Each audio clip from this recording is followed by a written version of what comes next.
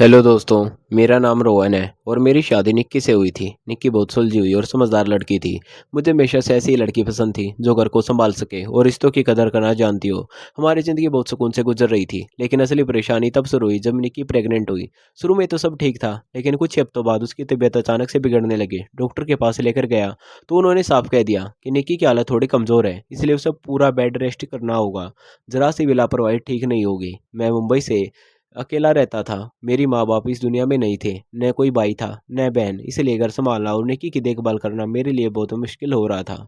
निक्की ज़रा सी भी उठती, बैठती तो उसे साँस फूलने लगती और वह थक जाती। मजबूर होकर मुझे अपनी सास से बात करनी पड़ी। मैंने उनसे अपनी परेशानी बताई, तो उन्होंने बिना देर किए मेरी मदद करने का फैसला किया। उन्होंने कहा कि वो अपनी छोटी बेटी पायल को मेरे साथ भेज देगी।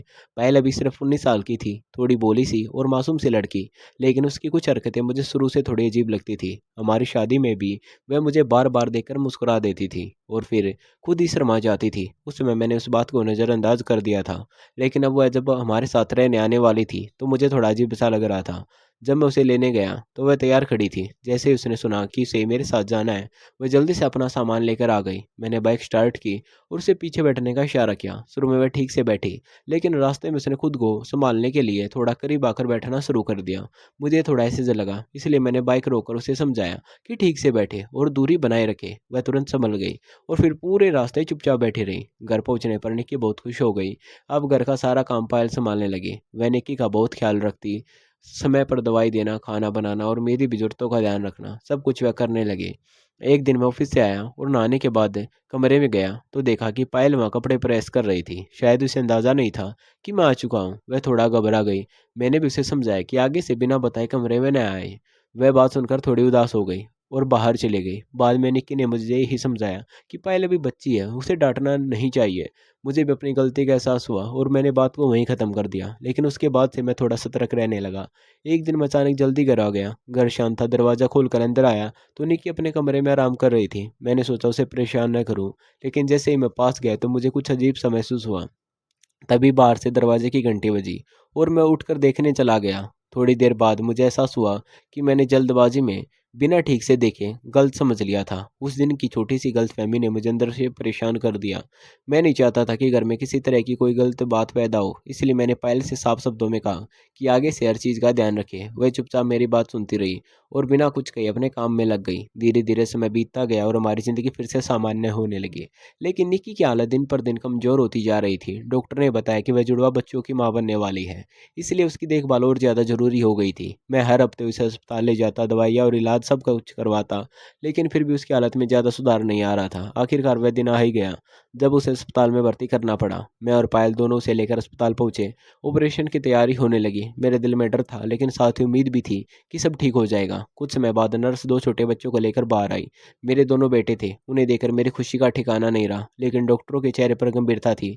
उन्होंने मुझे अलग ले जाकर बताया कि निक्की की हालत बहुत नाजुक है और वह ज़्यादा देर तक नहीं टिक पाएगी। ये सुनकर मेरे पैरों तले ज़मीन खिसक गई। मैं भागकर उसके पास गया। वह बहुत कमज़ोर हो चुकी थी, लेकिन मुझे देखकर हल्की सी मुस्कान उसके चेहरे पर आई। उसने मेरा हाथ पकड़कर बस इतना कहा कि बच्चों का ख्याल रखना और उन्हें कभी माँ की कमी महसूस न होने देना। उसकी आवाज़ धीमी होती जा रही थी। मैं उसे दिलासा देता रहा, लेकिन कुछ ही पलों में वह मुझे छोड़कर चली गई। उस पल मेरी दुनिया जैसे ख़त्म हो गई थी। मैं टूट चुका था, लेकिन मेरे बच्चों के लिए मुझे सँभलना था। पायल उस समय बाहर थी। जब उसे खबर मिली तो वह भी रो पड़ी। कुछ दिन बाद मेरी सास बच्चों को अपने साथ ले गई ताकि उनकी देखभाल हो सके। मैं अकेला रह गया। घर में हर चीज़ मुझे निक्की की याद दिलाती थी। वक्त धीरे धीरे गुजरता गया, लेकिन उसके बिना सब अधूरा लगने लगा। निक्की के जाने के बाद मेरी ज़िंदगी जैसे ठहर सी गई थी। घर में हर चीज़ मुझे उसकी याद दिलाती थी। उसकी हंसी, उसकी बातें, उसका सादापन, सब कुछ मेरे आंखों के सामने घूमता रहता था। मैं दिन भर ऑफिस में खुद को व्यस्त रखने की कोशिश करता और शाम होते ही ससुराल चला जाता, जहाँ मेरे दोनों बेटे अयान और शिवांश थे। उन्हें गोद में लेकर कुछ देर खेलता। उनके मासूम चेहरों को देखता तो लगता जैसे निक्की का एक हिस्सा अब भी मेरे पास है। लेकिन जैसे ही वापस अपने खाली घर में लौटता तो दिल और ज़्यादा भारी हो जाता था। पायल उन दिनों बच्चों का बहुत ध्यान रख रही थी। वह उन्हें समय पर खिलाती पिलाती और सुलाती थी। मेरी सास भी मर्दराज थी, इसलिए ज़्यादा काम नहीं कर पाती थी। 6 महीने ऐसे ही गुजर गए। एक दिन मैं हमेशा की तरह बच्चों से मिलने गया तो माहौल थोड़ा अलग था। मेरी सास और ससुर दोनों ही चुपचाप बैठे थे, जैसे किसी सोच में डूबे हों। मैंने बैठते ही पूछा कि क्या बात है, तो मेरी सास ने धीरे से कहा कि पायल के लिए रिश्ता आया है। बहुत अच्छे घर से है, लड़का पढ़ा लिखा है और परिवार भी अच्छा है। मैं कुछ पल के लिए चुप रह गया। पता नहीं क्यों यह बात सुनकर मेरे दिल में अजीब सी हलचल हुई, जैसे कुछ छूटने वाला हो। लेकिन मैंने खुद को संभालते हुए कहा कि यह तो अच्छी बात है, फिर आप लोग क्या सोच रहे हैं? मेरी सास ने गहरी सांस लेते हुए कहा कि हम लोग लगभग हाँ कर चुके हैं। बस तुम्हें बताना जरूरी समझा, क्योंकि बाकी की जिम्मेदारी भी सोचनी है। उनकी बात सुनकर मैं और भी खामोश हो गया। मेरे दिमाग में कई बातें एक साथ चलने लगी। मेरे बच्चे भी बहुत छोटे थे, उन्हें माँ की जरूरत थी, और किसी अजनबी को लाकर उनकी ज़िंदगी में डालने का ख्याल मुझे बिल्कुल भी नहीं सही लग रहा था। तभी अचानक मुझे निक्की की आखिरी बात याद आई। उसने जाते जाते मुझसे कहा था कि बच्चों पर कभी सौतेली माँ मत लाना। उसी पल मैंने फैसला कर लिया। मैंने सीधा अपनी सास से कहा कि आप उस रिश्ते के लिए मना कर दीजिए। वह मेरी तरफ हैरानी से देखने लगी, बोली क्या तुम क्या कह रहे हो? इतने अच्छे रिश्ते बार बार नहीं आते। मैंने धीरे लेकिन साफ आवाज में कहा कि अगर शादी करनी है तो मैं पहले से ही करूंगा। कमरे में सन्नाटा छा गया। मेरी सास और ससुर दोनों मुझे देख रहे थे, जैसे उन्हें यकीन ही नहीं हो रहा हो कि मैं क्या कह रहा हूँ। मेरी सास ने कहा कि तुम सोच समझ कर बात करो, यह तुम्हारी दूसरी शादी होगी, लेकिन पायल की पहली है, उसकी भी कुछ ख्वाहिशें होंगी। मैंने जवाब दिया कि मैं सब समझता हूँ, लेकिन मेरे बच्चों के लिए इससे बेहतर कोई नहीं हो सकता। वह उनकी मासी है और अब तक माँ की तरह ही उनका ख्याल रख रही है। मैं किसी और को उनकी ज़िंदगी में लाकर जोखिम नहीं लेना चाहता, और ये सिर्फ मेरा फैसला नहीं है, यह निक्की की भी आखिरी इच्छा थी। मेरी बात सुनकर दोनों कुछ देर तक चुप रहे। फिर मेरे ससुर ने धीरे से कहा, अगर यही सही लगता है तो मेरे कोई एतराज़ नहीं है, लेकिन शादी सादगी से नहीं होगी। पायल की भी अपनी इज्जत है, उसकी विदाई अच्छे से होनी चाहिए। मैंने हामी भर दी। कुछ ही दिनों में शादी की तैयारी शुरू हो गई। सब कुछ बहुत ही जल्दी हो रहा था, लेकिन मेरे अंदर कोई उत्साह नहीं था। मैं बस हालातों के साथ चल रहा था। शादी वाले दिन पायल दुल्हन के जोड़े में सजी हुई थी। वह सच में बहुत खूबसूरत लग रही थी, लेकिन मैंने उसे उस नज़र से देखने की कोशिश ही नहीं की। मेरे लिए वह सिर्फ मेरे बच्चों की जिम्मेदारी थी और कुछ नहीं। शादी पूरी हुई और वह मेरे घर आ गई। रात को बच्चे रो रहे थे, मैं उन्हें संभाल रहा था और वह कमरे में बैठी थी। मैं जब बच्चों को सुलाकर कमरे में आया तो देखा वह फ़ोन पर किसी से बात कर रही थी।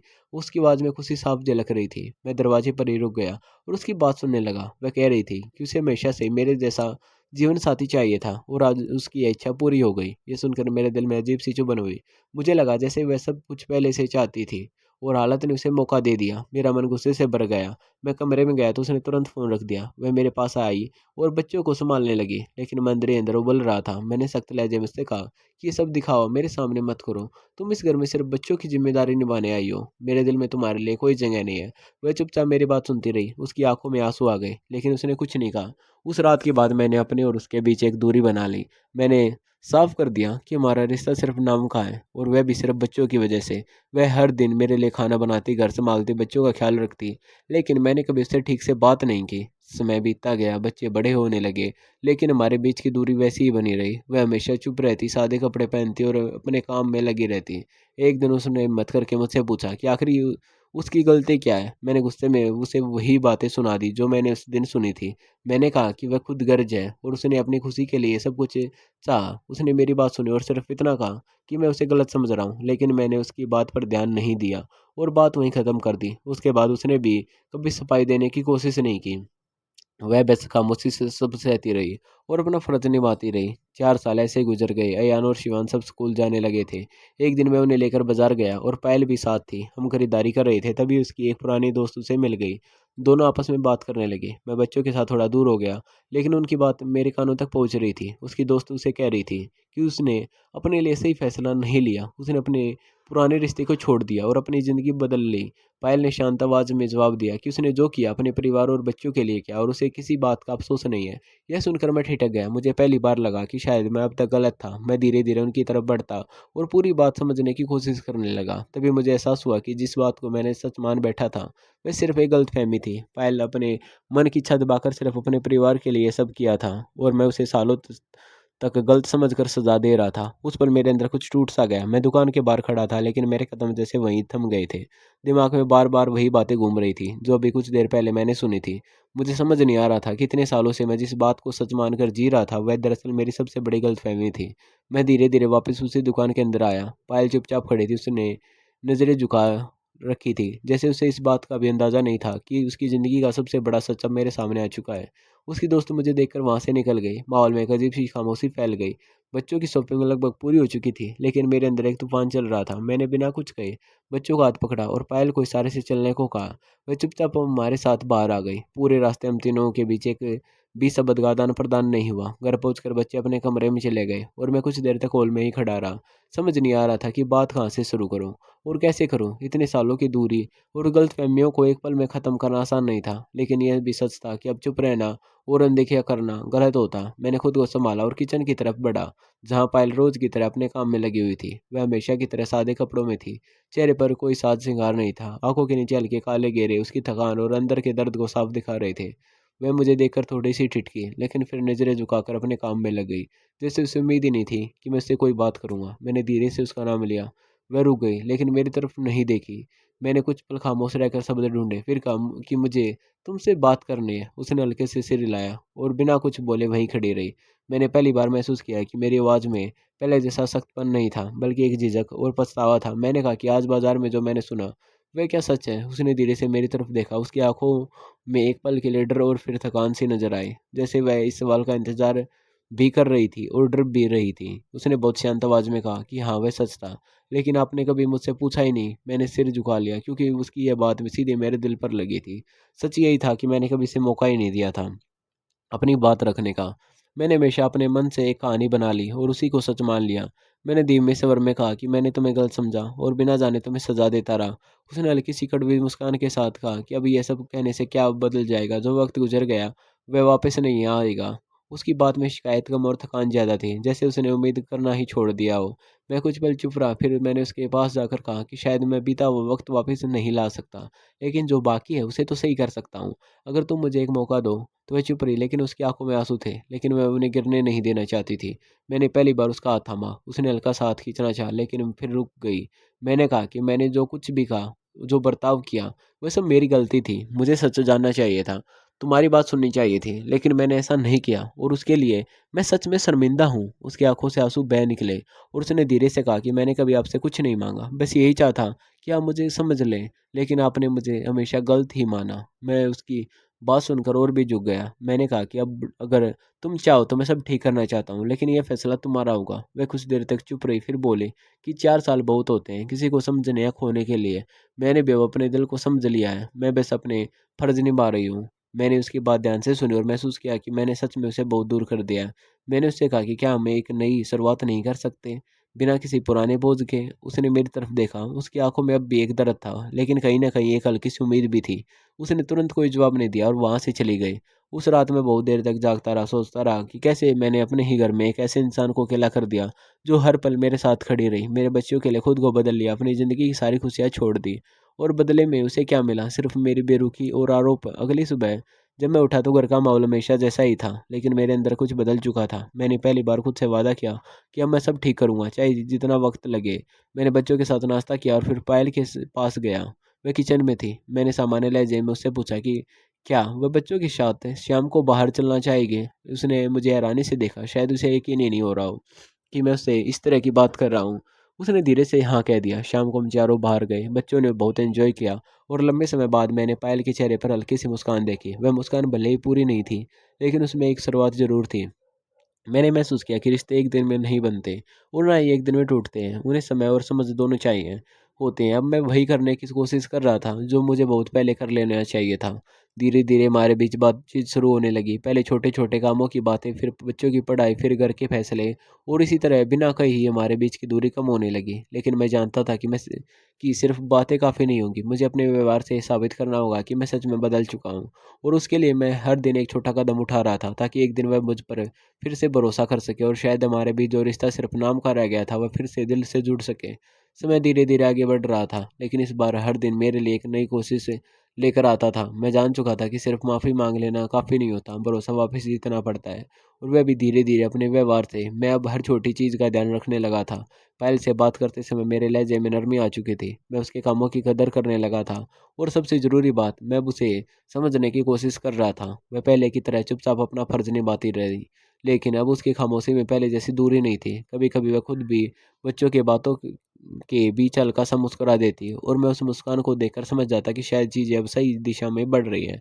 अयान और शिवांश भी अब बढ़ रहे हो रहे थे। उनके लिए पायल ही उनकी दुनिया थी। वे उसे ही माँ कहकर बुलाते थे, और ये सुनकर मेरे दिल में एक अजीब सी राहत मिलती थी, क्योंकि निकी की आखिरी ख्वाहिश कहीं न कहीं पूरी हो रही थी। एक दिन शाम मैं ऑफ़िस से थोड़ा जल्दी घर आ गया। घर में हल्की-सी रौनक थी, बच्चे हँस रहे थे और पायल उनके साथ बैठकर होमवर्क करवा रही थी। मैं दरवाजे पर खड़ा होकर कुछ पल उन्हें देखता रहा। यह वही घर था जो कभी मुझे खाली और उदास लगता था, लेकिन आज उसमें ज़िंदगी वापस लौटती नज़र आ रही थी। पायल ने मुझे देखा तो हल्का-सा सिर हिलाकर अभिवादन किया और फिर बच्चों की तरफ ध्यान देने लगी। पहले वह मुझे देखकर घबरा जाती थी, लेकिन अब उसके व्यवहार में एक सहजता आ चुकी थी। रात को खाने के बाद बच्चे सो गए तो मैं हॉल में बैठा था। पायल किचन का काम खत्म करके आई और चुपचाप दूसरी तरफ बैठ गई। कुछ पल खामोशी रही। फिर मैंने धीरे से कहा कि अगर तुम चाहो तो हम थोड़ी देर बात कर सकते हैं। उसने मेरी तरफ देखा और बिना कुछ कहे बैठी रही, जैसे वह सुनने को तैयार हो। मैंने कहा कि मैं जानता हूँ कि मैंने तुम्हारे साथ बहुत गलत किया है और शायद उसका कोई पूरा हिसाब भी नहीं चुका सकता, लेकिन मैं इतना ज़रूर चाहता हूँ कि अब जो भी वक्त है उसे हम बेहतर बना सके। वह कुछ पल तक मुझे देखती रही, फिर बोली कि बातें कहना आसान होता है, निभाना मुश्किल। मैंने सिर हिलाया और कहा कि मैं समझता हूँ, इसीलिए मैं कोशिश कर रहा हूँ कि अपने कामों से तुम्हें यकीन दिला सकूँ। उसने गहरी सांस ली और बोली कि मैंने कभी इस रिश्ते से कुछ नहीं मांगा, बस ये चाहा कि मुझे इज्जत मिले, समझ मिले, और अब अगर आप सच में ये देना चाहती हो तो शायद हम आगे बढ़ सकते हैं। उसकी ये बात मेरे लिए किसी उम्मीद से कम नहीं थी। मैंने पहली बार सुकून महसूस किया कि शायद अभी सब कुछ खत्म नहीं हुआ है। अगले कुछ दिनों में मैंने अपने इस इरादे को और मजबूत किया। मैं अब घर के फैसलों में उसे बराबरी से शामिल करता। बच्चों के स्कूल की बातें हों या घर के खर्च की योजना, हर चीज़ में उसकी राय लेता। वह धीरे धीरे खुलने लगी। उसकी आंखों में अब पहले जैसा डर नहीं था, बल्कि एक हल्की सी शांति नजर आने लगी थी। एक दिन मैंने उसे कहा कि वो अपने लिए भी समय निकाले, अपने शौक पूरे करे। पहले तो उसने मना किया, लेकिन मेरे कहने पर भी वह कभी कभी अपने लिए भी कुछ वक्त निकालने लगी। बच्चों के साथ बाहर जाना या अपने पुराने शौक को फिर से अपनाना, इन छोटी-छोटी चीज़ों ने इसे बदलना शुरू कर दिया था और इसके साथ हमारा रिश्ता भी बदल रहा था। एक रात जब मैं कमरे में आया तो देखा वह बच्चों को सुलाकर खिड़की के पास बैठी हुई थी। बाहर चांदनी फैली हुई थी और कमरे में एक सुकून सा माहौल था। मैं उसके पास जाकर खड़ा हो गया। उसने मेरी तरफ देखा, लेकिन कुछ कहा नहीं। मैंने धीरे से कहा, क्या अब भी तुम्हारे दिल में मेरे लिए सिर्फ शिकायत ही है या कुछ और भी है? उसने नजरें झुका ली और कुछ पल बाद बोली कि शिकायतें तो थी, लेकिन अब उतनी नहीं रही। शायद वक्त ने उन्हें हल्का कर दिया। मैंने उसके करीब आकर कहा कि मैं चाहता हूँ कि हम इस रिश्ते को एक नया नाम दें, सिर्फ जिम्मेदारी नहीं बल्कि एक सच्चा साथ है। उसने मेरी तरफ देखा। उसकी आंखों में इस बार आंसू नहीं थे, बल्कि एक हल्की सी चमक थी। उसने धीरे से कहा कि अगर आप सच में ये चाहते हो तो मैंने फिर पीछे मुड़कर नहीं देखेंगे। मैंने मुस्कुराकर कहा कि अब पीछे देखने के लिए कुछ बचा ही नहीं है। हम दोनों ने बहुत कुछ खोया है, अब जो बचा है उसे संभालना है। उसने पहली बार बिना झिझक मेरे करीब आकर खड़ा होना स्वीकार किया। उस पल मुझे एहसास हुआ कि रिश्ते जब दिल से जुड़ते हैं तो उनमें सच्चाई और भरोसा खुद जगह बना लेते हैं। मैंने उस भरोसे दिलाया कि अब वह कभी अकेला महसूस नहीं करेगी और मैं हर कदम पर उसके साथ रहूंगा। उस रात हमारे बीच कोई वादे नहीं थे, बस एक समझ थी, एक नई शुरुआत थी और उसी के साथ हमारी ज़िंदगी एक नया मोड़ ले लिया। अब घर में सिर्फ जिम्मेदारियां नहीं थी, बल्कि अपनापन भी था। बच्चों की सी में पहले से ज़्यादा सुकून था और हमारे बीच की दूरी पूरी तरह खत्म हो चुकी थी। मैंने आसमान की तरफ देखा और मन ही मन निक्की को शुक्रिया कहा, क्योंकि शायद उसी की दुआ की कि हमें यह दूसरा मौका मिला और इस बार मैं उसे कभी खोना नहीं चाहता था। अब मेरी कहानी में दर्द नहीं था, बल्कि सुकून था और ये सुकून मुझे उस इंसान ने दिया था जिसे मैंने कभी समझने की कोशिश ही नहीं की थी। लेकिन आज वही मेरी सबसे बड़ी ताकत बन चुकी थी। धन्यवाद।